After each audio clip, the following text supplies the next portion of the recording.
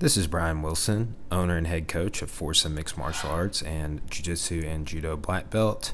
Today I'm going to be covering some of our knee switch solo drills. Here I'm using a kick shield that we also use with our kickboxing programs, just something we have laying around the gym. You could also do a grappling dummy, a heavy bag. I've seen a lot of things used for this particular type of drilling, but the first drill I did is just going across the body knee switch. Here I'm doing a same side knee switch. So I'm simulating like knee mount and switching to the far side, and then on this one, switching to same side to reverse knee mount. On this next segment, what I'm going to be doing is combining the two movements. Allows me to go all the way around the shield. I'm imagining I'm pushing the shoulders down. I also posture up with each rep.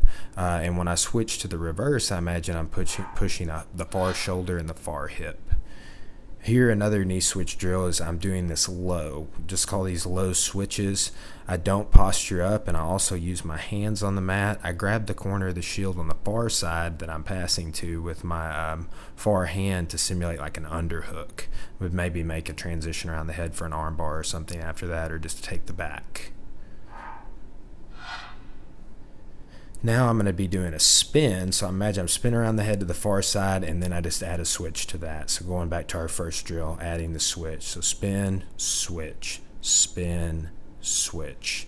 It's a really good drill. You can spin around the far side for leg locks and other transition.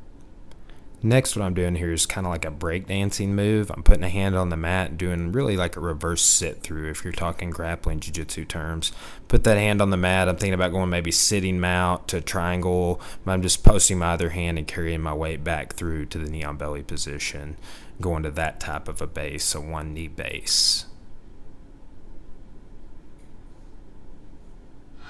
Last up, just going to be combining all of our movements into sort of some freestyle passing.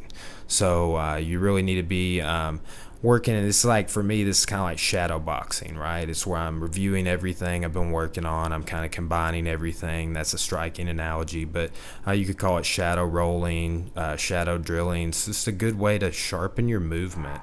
Work on all 7 of these transitions. Let us know what you think. Thanks for listening.